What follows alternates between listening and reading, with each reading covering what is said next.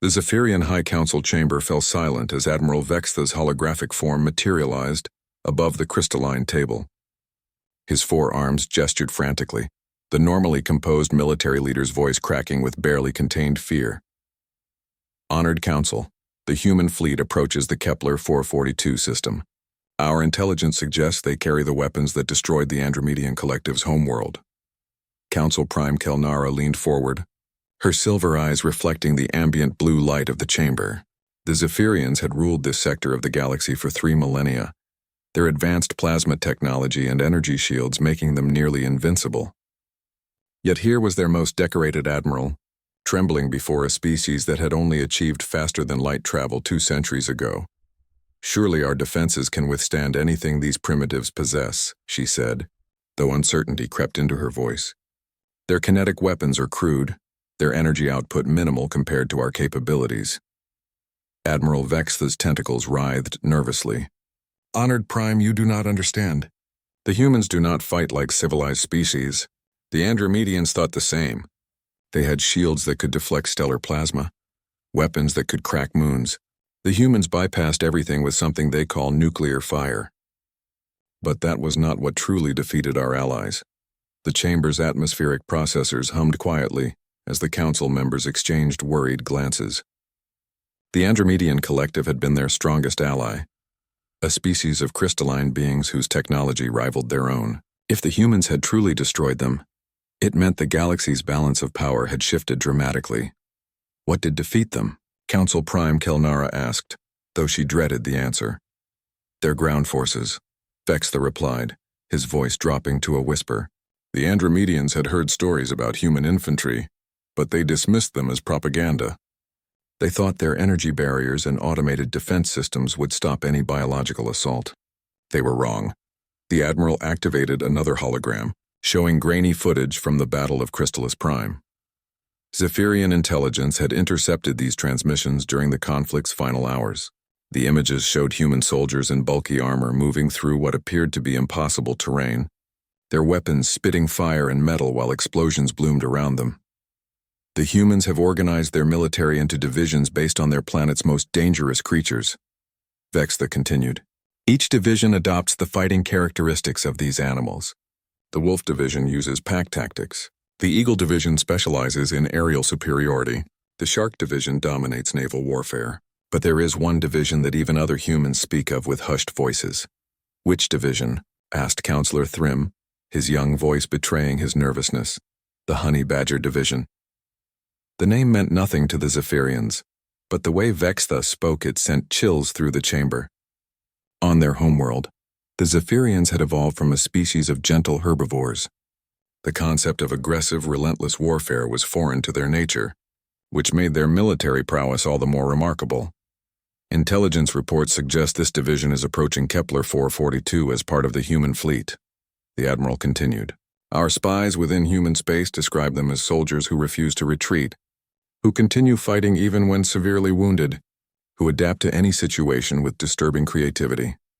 Council Prime Kelnara activated her personal data pad, scrolling through reports from the Andromedian conflict. The casualty figures were staggering. An entire civilization reduced to scattered refugees in less than 6 months. What do we know about this creature, this honey badger? She asked. Very little, Honored Prime. Human databases are well protected, and our xenobiological teams have had limited access to Earth's fauna records. What we do know comes from intercepted military communications and prisoner interrogations. The Admiral paused, seeming to gather courage for what he was about to reveal. The honey badger appears to be a small creature from Earth, weighing perhaps 20 of their kilograms. Yet human soldiers speak of it with the same reverence they reserve for their most powerful predators. One intercepted transmission described it as nature's perfect killing machine wrapped in an impossibly tough hide. Counselor Thrym stood up abruptly, his chair scraping against the chamber floor. You're telling us that humans have modeled their most feared military division after something that weighs less than a Zephyrian infant? That is precisely what I am telling you, Vextha replied grimly. And if our intelligence is correct, they are not coming to negotiate. 3 days ago, human scouts were detected near our outer monitoring stations. 2 days ago, those stations went silent. Yesterday, our deep space sensors registered massive energy signatures consistent with human fleet movements. The chamber fell silent again as the implications sank in. The Zephyrian Empire controlled 17 star systems and commanded fleets that had never known defeat. Their energy weapons could slice through asteroid fields like paper. Their defensive capabilities had withstood the test of countless conflicts. Yet here they sat, paralyzed by reports of an approaching enemy that shouldn't pose a significant threat, according to any logical analysis. The humans used primitive chemical explosives and metal projectiles. Their ships were bulky and inefficient. Their soldiers were soft-bodied creatures that required life support in most environments. Perhaps, suggested Counselor Merricks, we are overestimating their capabilities based on isolated incidents. The Andromedians may have been overconfident, caught off guard by unexpected tactics. Admiral Vextha's expression darkened. With respect, Counselor, the Andromedians thought exactly the same thing. They prepared for conventional warfare against a conventional enemy. What they faced was something entirely different. The holographic display shifted to show a tactical analysis of human military doctrine. Charts and diagrams filled the air, but beneath the technical data lay a disturbing pattern. Human forces didn't just defeat their enemies. They broke them completely, often converting conquered populations into willing allies through a combination of fair treatment and demonstrated competence. They are 3 days out, Vextha concluded. We must decide now whether to evacuate our colonies or stand and fight. But if we choose to fight, we must understand that we are not facing a normal military force. We are facing something that has spent its entire evolutionary history learning to survive against impossible odds.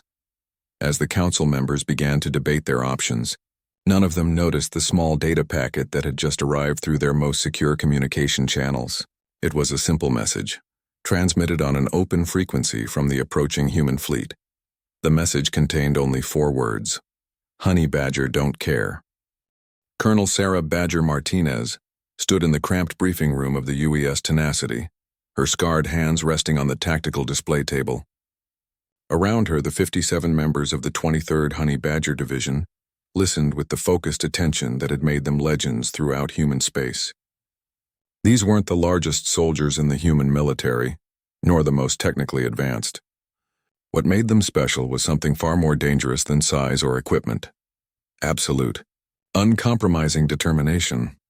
Ladies and gentlemen, Martinez began, her voice carrying the rough edge of someone who had breathed too much smoke and shouted too many orders. Our target is Kepler 442b, primary world of the Zephyrian Empire. Intelligence suggests a population of roughly 4 billion, with military installations concentrated around 3 major cities. Sergeant First Class Tommy Chen raised his hand.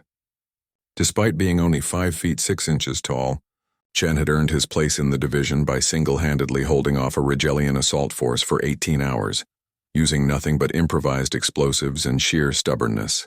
Ma'am, what's the strategic objective? Are we looking at occupation or elimination? Neither, Martinez replied, activating a 3-dimensional map of the planet. The Zephyrians have been supplying weapons to the Centauri separatists. Command wants us to convince them that continuing this relationship would be inadvisable. A ripple of dark laughter ran through the assembled soldiers. In Honey Badger terminology, convincing usually involved a great deal of property damage and some very uncomfortable conversations for enemy leadership.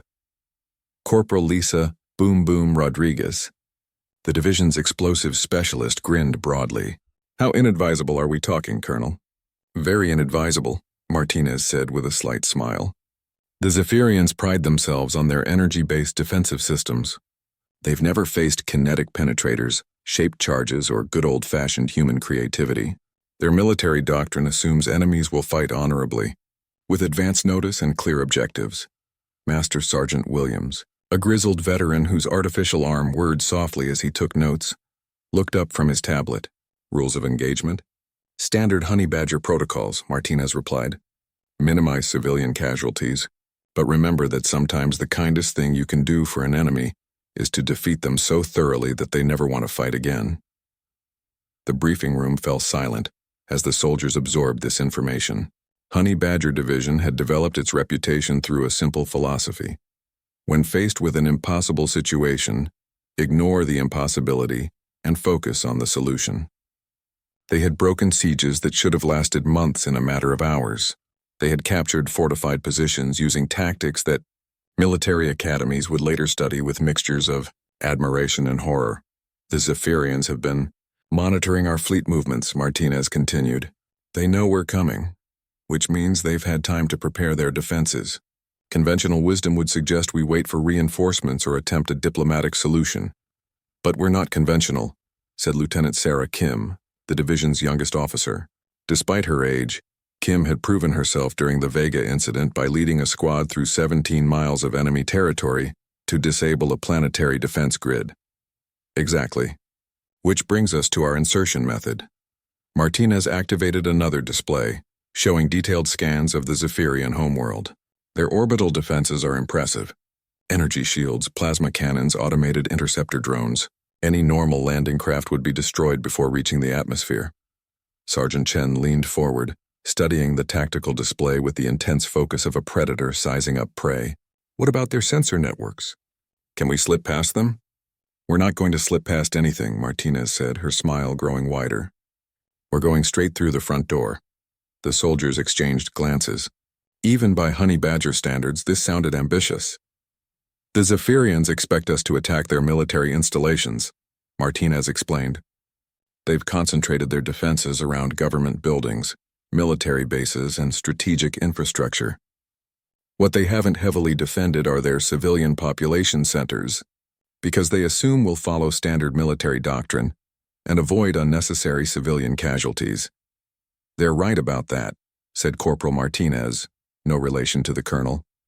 The division's medic. We don't target civilians, correct, but we also don't let enemy assumptions dictate our tactics. The colonel activated a new display showing urban areas of the Zephyrian capital. We're going to land in the middle of their largest city, during their equivalent of rush hour, in a location that will maximize visibility while minimizing actual danger to civilians. Master Sergeant Williams looked up from his notes, his weathered face showing the first signs of concern. Ma'am, that sounds like a suicide mission.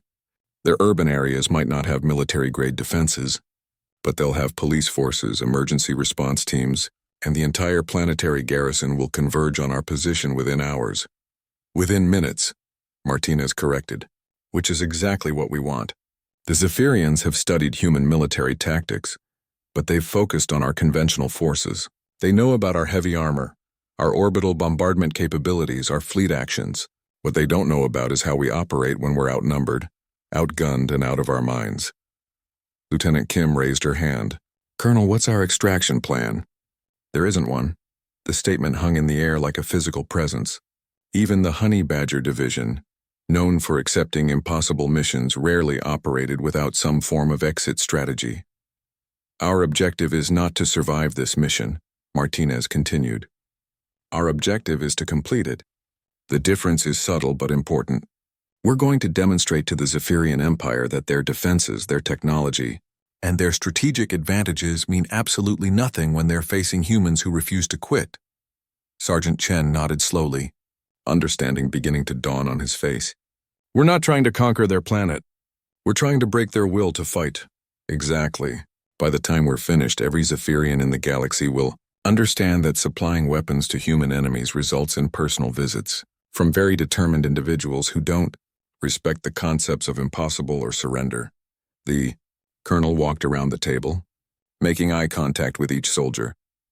These men and women had volunteered for the most dangerous assignments in human space.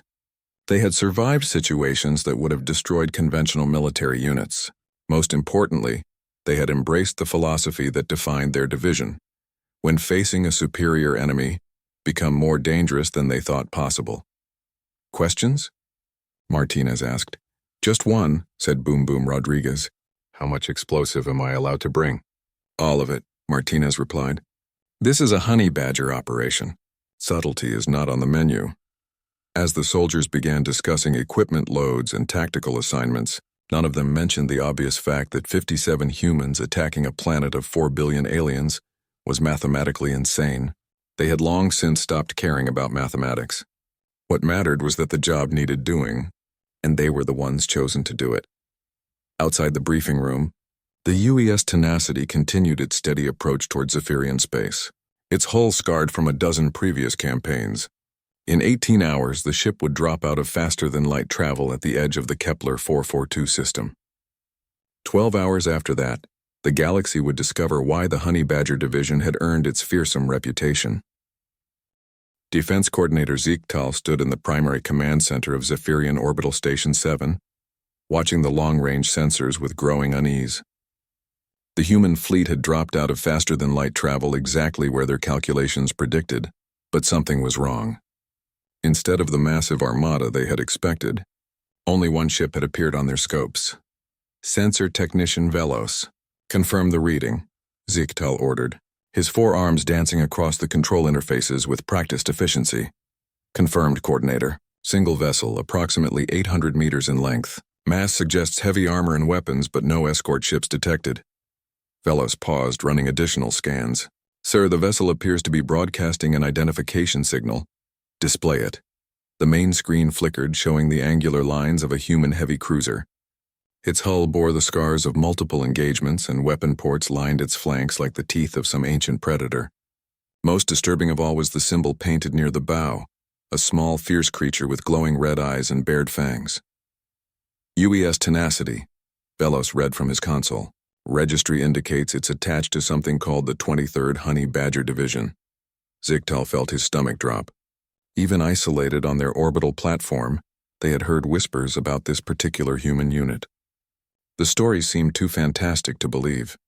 Soldiers who fought through injuries that should have been fatal, who treated impossible odds as minor inconveniences, who somehow turned every defensive advantage into a liability for their enemies.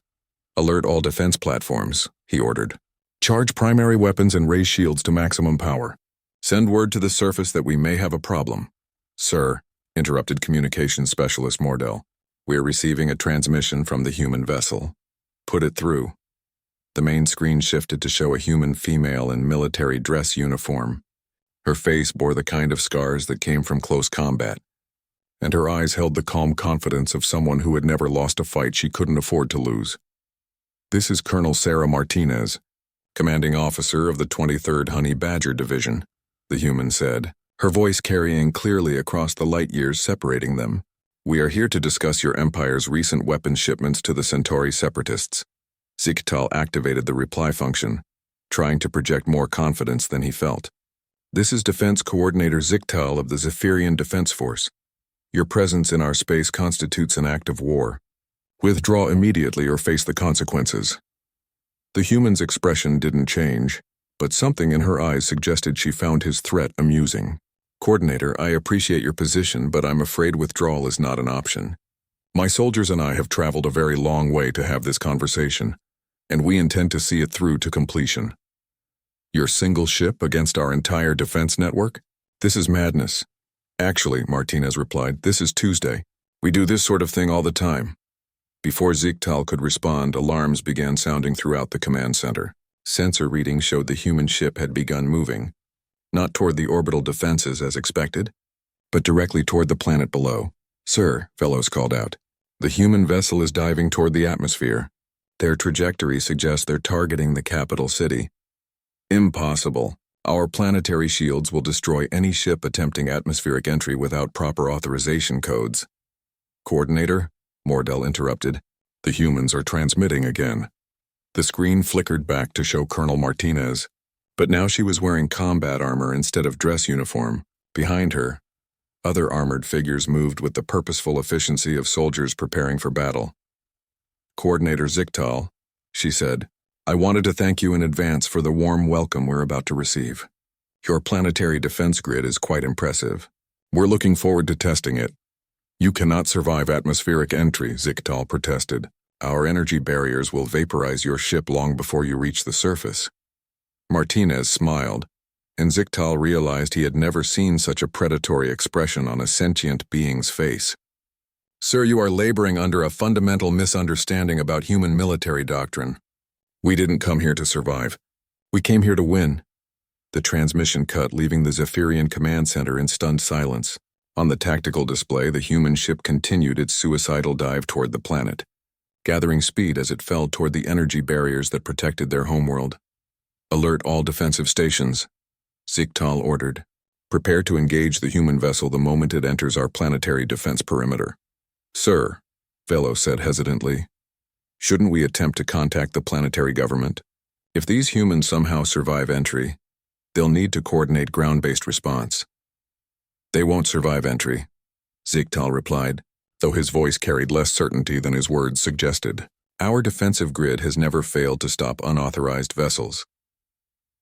The UES Tenacity hit the outer edge of the planetary defense network, traveling at a velocity that should have been instantly fatal. Energy beams lanced out from hidden installations, each one carrying enough power to crack asteroids. The human ship's shields flared brilliant white as they absorbed the incoming fire, but instead of slowing down or changing course, the vessel actually seemed to accelerate. Impossible, breathed Velos. No shields can withstand that much concentrated energy. Look at the readings more carefully, Ziktal said, his voice tight with growing dread. They're not trying to withstand the energy. They're using it. On the tactical display, the truth became horrifyingly clear. The human ship wasn't simply enduring the defensive fire. It was somehow converting the incoming energy to boost its own systems. Each hit from the planetary defenses made the vessel faster, its own weapons charging to higher levels. How is this possible? Mordell asked. Human engineering, Ziktal replied grimly. They don't build their ships to avoid damage. They build them to function better when damaged. The UES Tenacity punched through the secondary defense layer like it wasn't there, its hull glowing cherry red from atmospheric friction and energy absorption. Smaller defense platforms tried to intercept it, launching missiles and energy projectiles, but the human ship's point defense systems proved devastatingly effective. Every incoming threat was met with precisely targeted counterfire. Sir, Velos reported, the human vessel is beginning to break apart. For a moment, hope flickered in Ziktal's chest. Perhaps the humans had finally pushed their luck too far. Perhaps their ship would disintegrate before reaching the surface. Then he saw what was actually happening. The UES Tenacity wasn't breaking apart due to stress or damage. It was deliberately separating into dozens of smaller components, each one following a different trajectory toward the surface. What had begun as a single ship was now a coordinated assault by multiple independent vehicles. Drop pods, Ziktal whispered. They were never planning to land their ship. They were planning to use it as a delivery system. The main display showed the capital city of Velnara, spreading across the landscape below, its crystalline spires reaching toward the sky like frozen lightning. 4 billion Zephyrians lived on this world, and most of them were about to discover that their military's reputation for invincibility might have been somewhat exaggerated. Alert all ground forces, Ziktal ordered. Prepare for hostile landing in the capital city. Estimated enemy strength. Unknown, but assume they're extremely dangerous. Sir, Mordell asked, what should we tell the civilian population? Ziktal watched the drop pod streak toward the surface like falling stars, each one carrying soldiers who had volunteered for what appeared to be a suicide mission. He thought about the human colonel's parting words, about the casual way she had dismissed the concept of survival in favor of victory. Tell them, he said slowly, to stay indoors and hope that whatever these humans want, they can get it quickly. On the surface below, the first drop pods began to impact in the heart of the capital city. Soon, the galaxy would discover why the Honey Badger division had earned its fearsome reputation among the stars. Defense Coordinator Ziktal stood in the primary command center of Zephyrian Orbital Station 7, watching the long-range sensors with growing unease. The human fleet had dropped out of faster-than-light travel exactly where their calculations predicted. But something was wrong. Instead of the massive armada they had expected, only one ship had appeared on their scopes. Sensor Technician Velos. Confirm the reading, Ziktal ordered, his forearms dancing across the control interfaces with practiced efficiency. Confirmed, Coordinator. Single vessel, approximately 800 meters in length. Mass suggests heavy armor and weapons, but no escort ships detected. Velos paused, running additional scans. Sir, the vessel appears to be broadcasting an identification signal. Display it. The main screen flickered, showing the angular lines of a human heavy cruiser. Its hull bore the scars of multiple engagements, and weapon ports lined its flanks like the teeth of some ancient predator. Most disturbing of all was the symbol painted near the bow, a small, fierce creature with glowing red eyes and bared fangs. UES Tenacity, Velos read from his console. Registry indicates it's attached to something called the 23rd Honey Badger Division. Ziktal felt his stomach drop.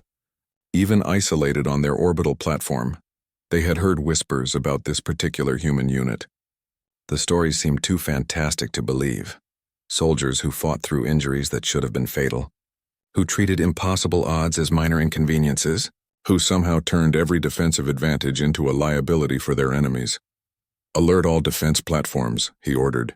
Charge primary weapons and raise shields to maximum power. Send word to the surface that we may have a problem.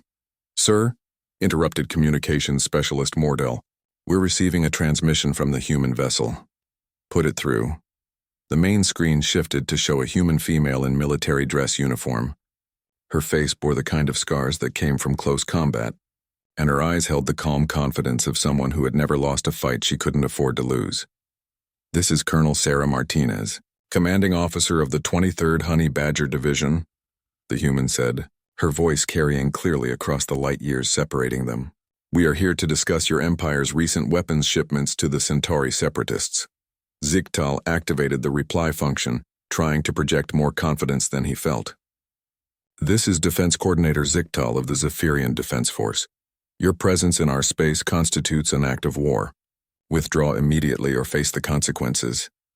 The human's expression didn't change, but something in her eyes suggested she found his threat amusing. Coordinator, I appreciate your position, but I'm afraid withdrawal is not an option. My soldiers and I have traveled a very long way to have this conversation, and we intend to see it through to completion. Your single ship against our entire defense network? This is madness.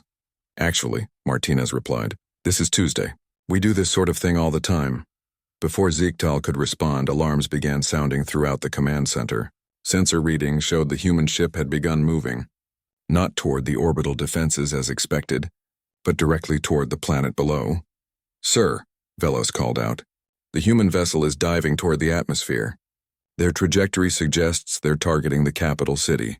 Impossible. Our planetary shields will destroy any ship attempting atmospheric entry without proper authorization codes.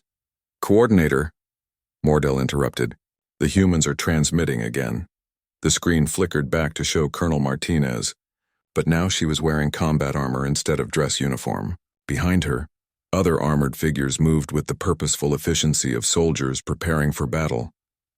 Coordinator Ziktal, she said, I wanted to thank you in advance for the warm welcome we're about to receive. Your planetary defense grid is quite impressive. We're looking forward to testing it. You cannot survive atmospheric entry, Ziktal protested. Our energy barriers will vaporize your ship long before you reach the surface. Martinez smiled, and Ziktal realized he had never seen such a predatory expression on a sentient being's face. Sir, you are laboring under a fundamental misunderstanding about human military doctrine. We didn't come here to survive. We came here to win. The transmission cut, leaving the Zephyrian command center in stunned silence. On the tactical display, the human ship continued its suicidal dive toward the planet, gathering speed as it fell toward the energy barriers that protected their homeworld. Alert all defensive stations, Ziktal ordered. Prepare to engage the human vessel the moment it enters our planetary defense perimeter. Sir, Velos said hesitantly, shouldn't we attempt to contact the planetary government? If these humans somehow survive entry, they'll need to coordinate ground-based response. They won't survive entry, Ziktal replied, though his voice carried less certainty than his words suggested. Our defensive grid has never failed to stop unauthorized vessels. The UES Tenacity hit the outer edge of the planetary defense network, traveling at a velocity that should have been instantly fatal. Energy beams lanced out from hidden installations, each one carrying enough power to crack asteroids. The human ship's shields flared brilliant white as they absorbed the incoming fire, but instead of slowing down or changing course, the vessel actually seemed to accelerate. Impossible, breathed Velos. No shields can withstand that much concentrated energy. Look at the readings more carefully, Ziktal said, his voice tight with growing dread. They're not trying to withstand the energy. They're using it. On the tactical display, the truth became horrifyingly clear. The human ship wasn't simply enduring the defensive fire. It was somehow converting the incoming energy to boost its own systems. Each hit from the planetary defenses made the vessel faster, its own weapons charging to higher levels. How is this possible? Mortal asked. Human engineering, Zichtal replied grimly. They don't build their ships to avoid damage. They build them to function better when damaged. The UES Tenacity punched through the secondary defense layer like it wasn't there, its hull glowing cherry red from atmospheric friction and energy absorption. Smaller defense platforms tried to intercept it, launching missiles and energy projectiles, but the human ship's point defense systems proved devastatingly effective. Every incoming threat was met with precisely targeted counterfire. Sir, Velos reported, the human vessel is beginning to break apart. For a moment, hope flickered in Zichtal's chest. Perhaps the humans had finally pushed their luck too far. Perhaps their ship would disintegrate before reaching the surface. Then he saw what was actually happening. The US Tenacity wasn't breaking apart due to stress or damage. It was deliberately separating into dozens of smaller components, each one following a different trajectory toward the surface. What had begun as a single ship was now a coordinated assault by multiple independent vehicles. Drop pods, Zichtal whispered. They were never planning to land their ship. They were planning to use it as a delivery system. The main display showed the capital city of Velnara spreading across the landscape below, its crystalline spires reaching toward the sky like frozen lightning. 4 billion Zephyrians lived on this world, and most of them were about to discover that their military's reputation for invincibility might have been somewhat exaggerated. Alert all ground forces, Zichtal ordered. Prepare for hostile landing in the capital city. Estimated enemy strength, unknown, but assume they're extremely dangerous. Sir, Mordell asked, what should we tell the civilian population? Zichtal watched the drop pods streak toward the surface like falling stars, each one carrying soldiers who had volunteered for what appeared to be a suicide mission. He thought about the human colonel's parting words, about the casual way she had dismissed the concept of survival in favor of victory. Tell them, he said slowly, to stay indoors and hope that whatever the first drop pod crashed through the crystal dome of Velnara's Grand Plaza at exactly 1427 local time. During the height of the afternoon commerce period, the impact sent shockwaves through the surrounding buildings and created a crater, roughly 30 meters across, Zephyrian civilians scattered in all directions, their four-armed forms moving with surprising speed as debris rained down around them. For several seconds, nothing emerged from the smoking crater. Then, with a hiss of escaping atmosphere, the pod's armored door blew outward in a shower of sparks. Sergeant First Class Tommy Chen stepped out of the wreckage, his combat armor scarred but functional, his weapon already in his hands. He took a quick look around the plaza, noting the architectural details, civilian positions, and potential defensive locations with the practiced eye of a soldier who had learned to assess threats in seconds. Badger 7 on the ground, he reported into his communication system. Plaza secured, minimal civilian casualties preparing to move to secondary objectives. Around the plaza's perimeter, Zephyrian security forces were already converging on his position. Their energy weapons hummed as they charged, and their formation suggested professional military training. Chen counted approximately 20 hostiles, all armed with what ESA humans want. They can get it quickly. On the surface below, the first drop pods began to impact in the heart of the capital city. Soon the galaxy would discover why the Honey Badger Division had earned its fearsome reputation among the stars. Supreme Commander Talvek stood in the command center of the Central Defense Coordination Center, watching his tactical displays with growing disbelief. In the past 37 minutes, 57 humans had somehow penetrated every major security system on the planet's most heavily defended world. His subordinates moved frantically between control stations, their voices rising in pitch as each new report brought worse news. Sir, reported Intelligence Coordinator Sheldon, we've lost contact with 7 security outposts, 3 power distribution centers, and the primary communication hub. The humans appear to be using our own infrastructure against us. How many casualties? Talvek asked, dreading the answer. Surprisingly few, sir. Enemy forces seem to be avoiding unnecessary civilian deaths and are using non-lethal methods to neutralize our security personnel whenever possible. This puzzled Talvek more than massive casualties would have. Ruthless enemies he could understand. They followed predictable patterns of destruction and conquest. But soldiers who invaded a planet while simultaneously protecting its population, that suggested a level of tactical sophistication that challenged everything he thought he knew about warfare. "Sir," called out tactical analyst Mortek, "we're detecting movement outside the facility perimeter. Sensors indicate approximately 15 human soldiers have taken positions around our defensive barriers." Talvek activated the external viewing screens, expecting to see massed human forces preparing for a conventional assault. Instead, he saw small groups of armored figures moving with casual efficiency, apparently unconcerned by the energy barriers and automated weapons that protected the building. "Activate all defensive systems," he ordered. "Show them what happens when they challenge Zephyrian military engineering." The building's defensive grid came online with a sound like controlled thunder. Energy barriers strengthened to levels that could stop orbital bombardment. Weapon turrets emerged from concealed positions, their targeting systems locking onto the human soldiers with ruthless precision. Automated drones launched from hidden bays, their weapons charged and ready. The humans' response was not what anyone expected. Instead of seeking cover or retreating, they simply stood their ground and began working with tools they had apparently carried with them during their atmospheric entry. Talvek watched in fascination as the small figures assembled what appeared to be sophisticated electronic equipment with practiced efficiency. "What are they doing?" asked Sheldon. Before anyone could answer, every defensive system in the building shut down simultaneously. Energy barriers flickered and died. Weapon turrets powered down and retracted into their housings. The drones fell from the sky like mechanical rain. "Impossible," breathed Mortek. "Our systems are completely isolated from external networks.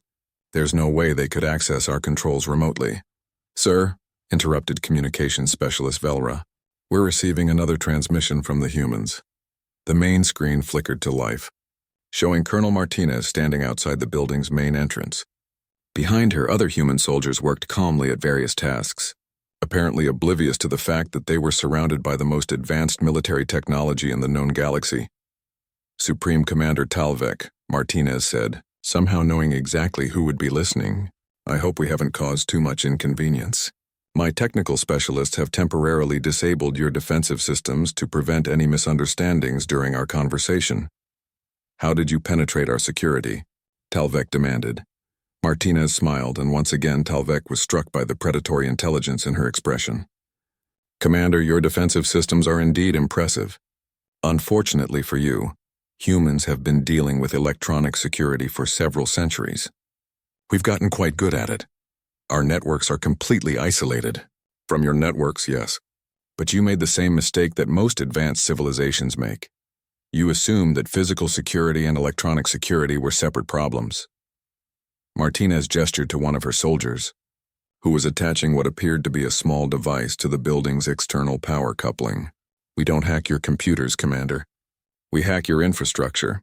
As if to demonstrate her point, the lights in the command center flickered, not from damage or power loss, but in a specific pattern that spelled out a message in human military code. "Surrender now." "This is impossible," Talvek muttered.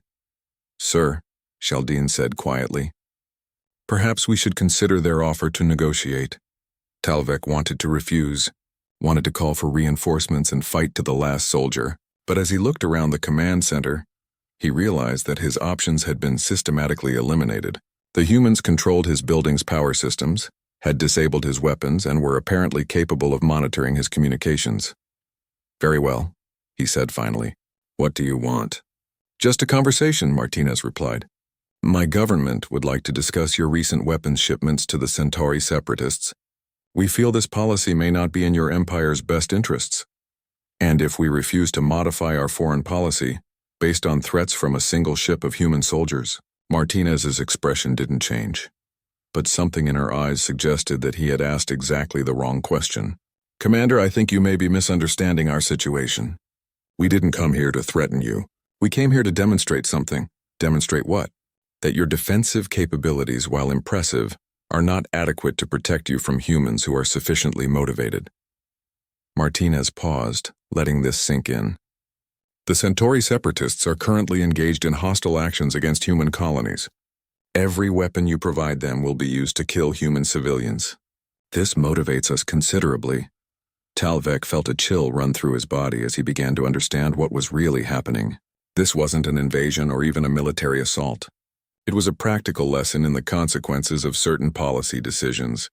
You're saying that if we continue supporting the separatists, you'll return with more soldiers? Oh no, Martinez replied. We won't need to return. You see, Commander, this demonstration has been broadcast live throughout your planetary communication network. Every Zephyrian in the system has watched 57 humans disable your most advanced defenses without firing a shot. Your people now understand that their military cannot protect them from human forces. The implications hit Talvek like a physical blow. The Zephyrian Empire's power had always rested on their reputation for military superiority. If their own citizens believed that humans could penetrate their defenses at will, the Empire's authority would crumble overnight. What exactly are you proposing? He asked. Simple. Cease all weapon shipments to the Centauri separatists. Publicly announce that the Zephyrian Empire values its peaceful relationship with humanity.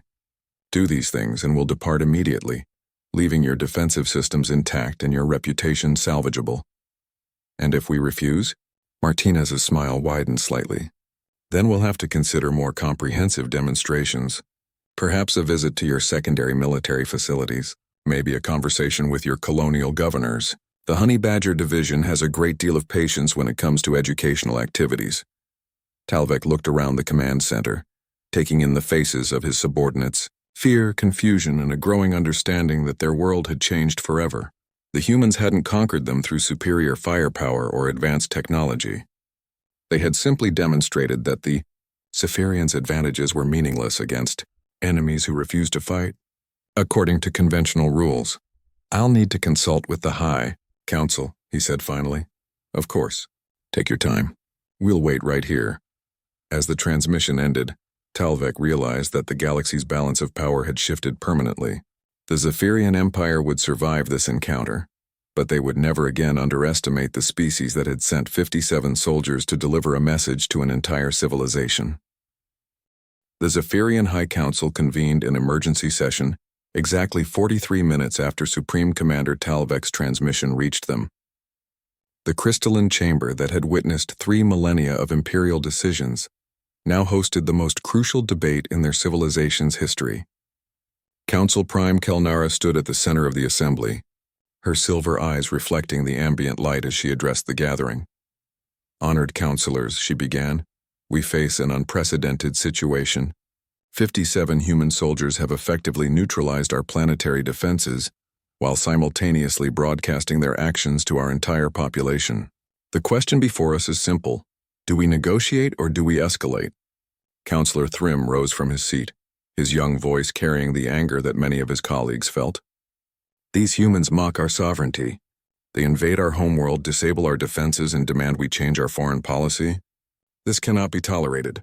And yet, said Counselor Merricks, they have demonstrated capabilities that we clearly underestimated. Perhaps discretion would serve us better than valor in this instance.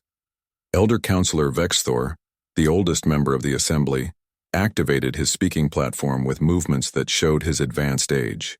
In my 3 centuries of service to this empire, I have seen us face many challenges. Pirates, rebels, resource conflicts, territorial disputes. But I have never seen an enemy demonstrate such casual disregard for our military power. The chamber fell silent as the weight of his words settled over the assembly.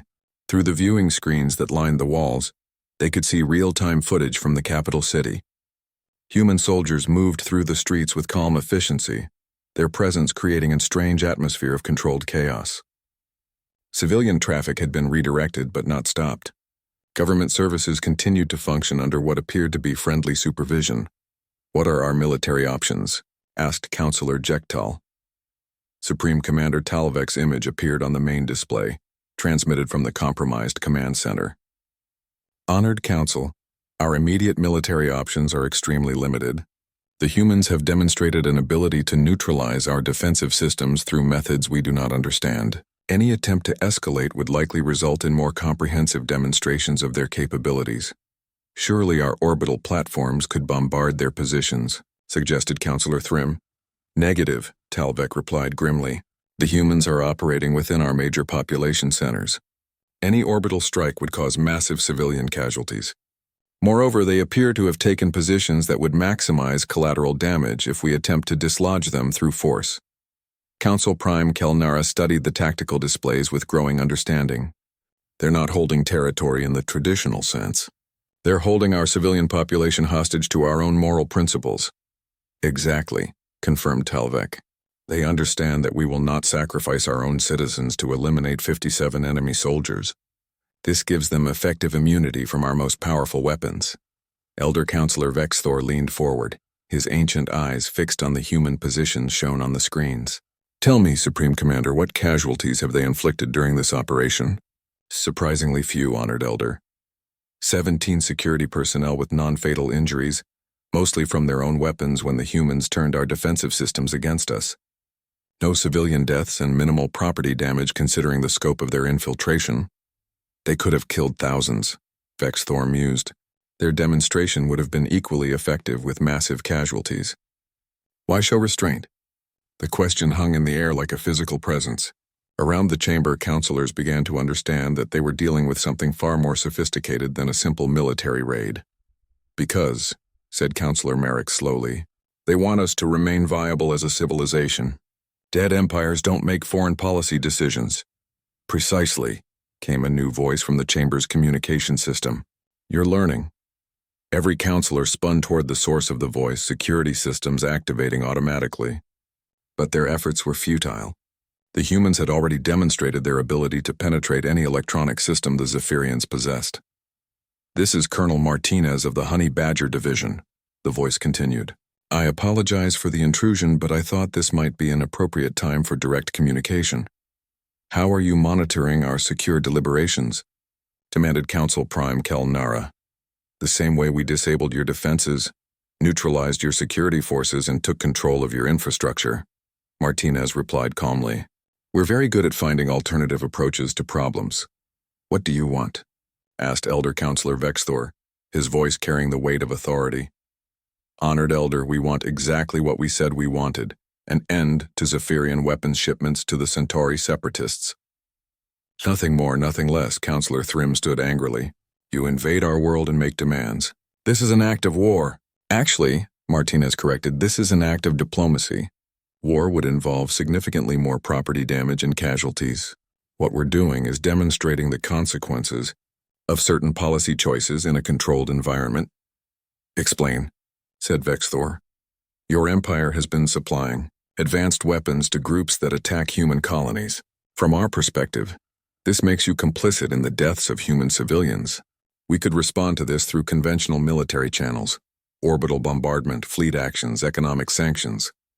But those approaches tend to harm innocent populations while leaving the decision-makers relatively unaffected.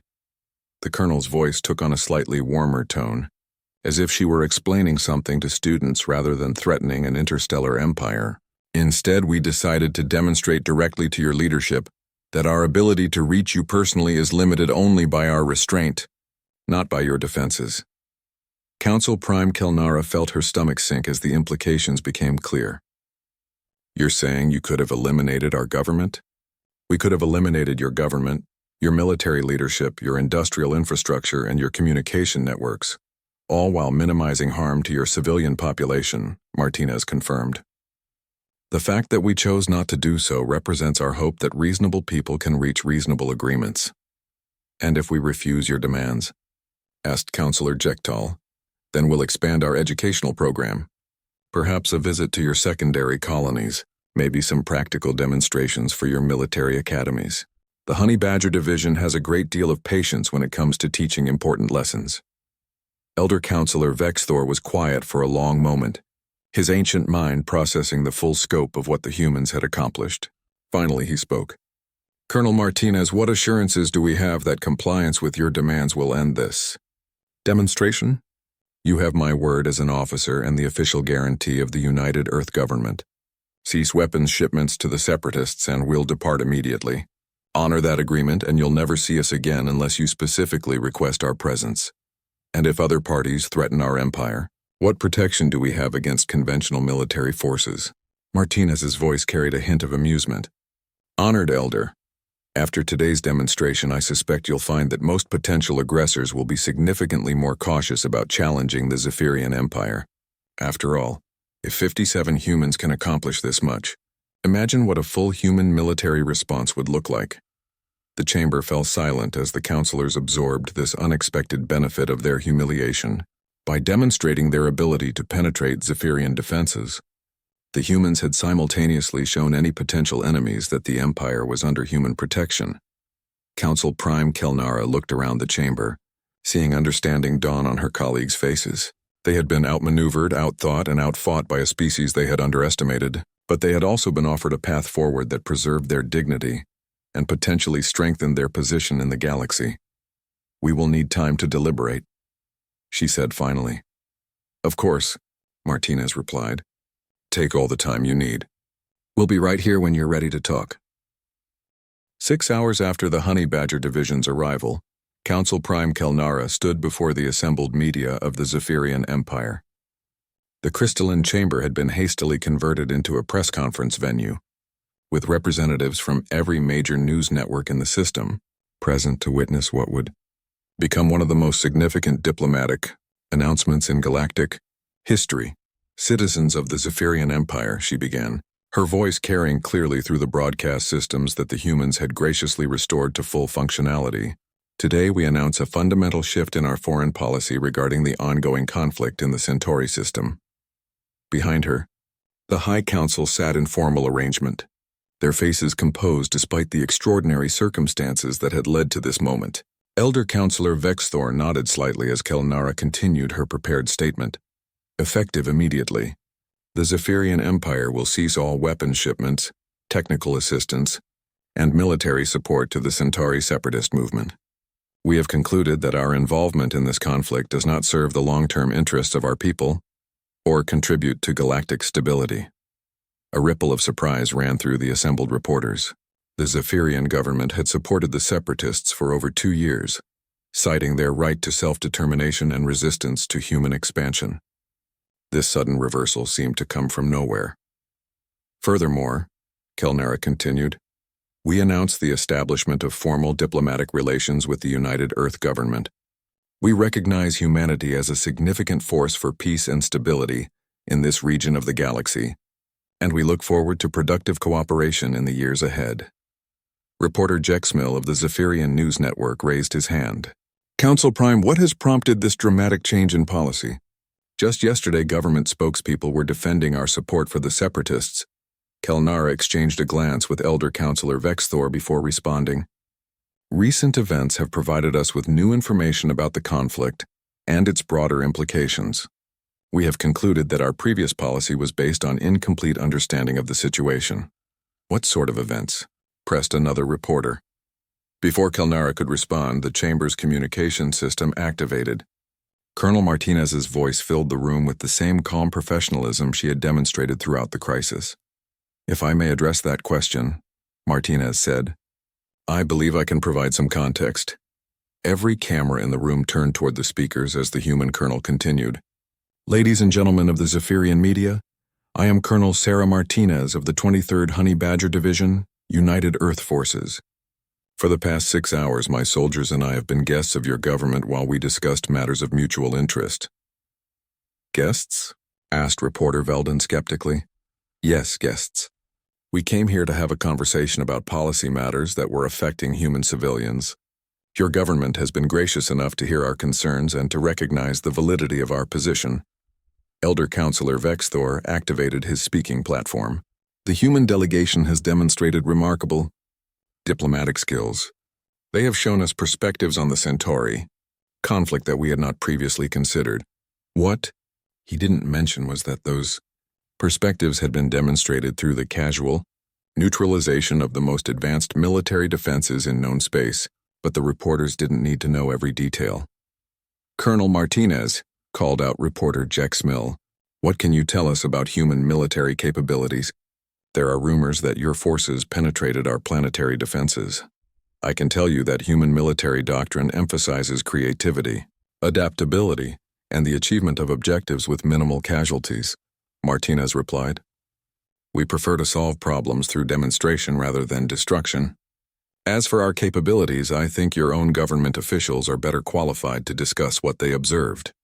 Supreme Commander Talvek, who had been invited to attend the press conference, cleared his throat. "The human military demonstrated innovative approaches to several security challenges. Their methods were highly effective and showed a level of tactical sophistication that exceeded our previous assessments. Are you saying they defeated our defenses? Pressed Veldan.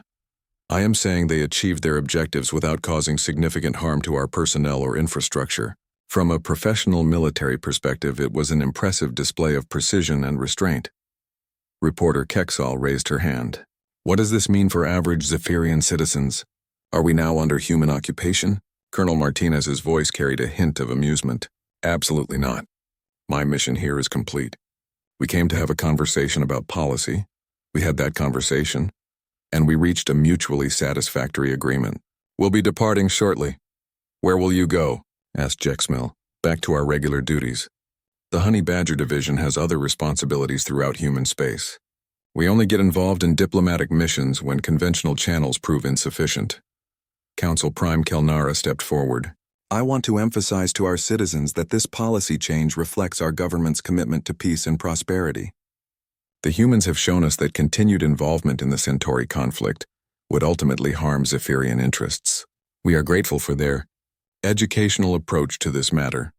Will there be ongoing human presence in our system? Asked reporter Veldan. Not unless you specifically request it, Martinez replied. We have no interest in occupying Zephyrian territory or interfering in your internal affairs. We simply wanted to ensure that your foreign policy decisions were based on complete information about their consequences. Elder Counselor Vexthor rose from his seat, his ancient frame commanding attention through sheer dignity. Citizens of the Empire, what happened here today represents a new chapter in our civilization's history. We have encountered a species that combines military excellence with moral restraint, technological sophistication with diplomatic wisdom. He paused, looking directly into the cameras. The humans could have destroyed us. Instead, they chose to educate us. This is not the action of conquerors or tyrants. This is the action of a mature civilization that seeks cooperation rather than domination. What message does this send to other galactic powers? Asked Kexal. It sends the message that the Zephyrian Empire recognizes strength when we see it and wisdom when it is demonstrated, Kelnara replied. We hope that other civilizations will learn from our example and choose cooperation over conflict when dealing with humanity. Colonel Martinez's voice returned to the speakers one final time. Ladies and gentlemen, I want to thank your government for their hospitality and their willingness to engage in productive dialogue. The galaxy is large enough for all of our civilizations to prosper, but only if we choose wisdom over pride and cooperation over conflict. Are you leaving now? Asked Jexmill. My soldiers are already boarding their extraction vehicles. We'll be departing the system within the hour. I wish you all peace and prosperity. As the transmission ended, the reporters began shouting questions about extraction methods, human technology, and future diplomatic arrangements. But Council Prime Kelnara raised her hand for silence. The humans came here to teach us something important, she said.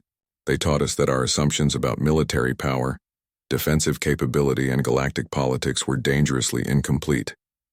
More importantly, they taught us that true strength lies not in the ability to destroy, but in the wisdom to know when not to. She looked around the chamber, taking in the faces of reporters who were still struggling to understand what they had witnessed. Today, the Zephyrian Empire learned that we share the galaxy with a species that could conquer us, but chooses instead to coexist with us. That lesson is worth far more than any territorial gain or strategic advantage. As the press conference concluded and the reporters rushed to file their stories, none of them noticed the small objects falling from the sky outside the capital city. The Honey Badger Division's extraction pods were as precisely targeted as their insertion had been, collecting the soldiers who had changed the course of galactic history in the span of a single afternoon. Within an hour, the UES Tenacity had departed Zephyrian space, leaving behind a civilization that would never again underestimate the species that sent 57 soldiers to have a conversation with an empire. And throughout the galaxy, other civilizations began to reconsider their own relationships with humanity, wondering what it might be like to receive a visit from the Honey Badger Division.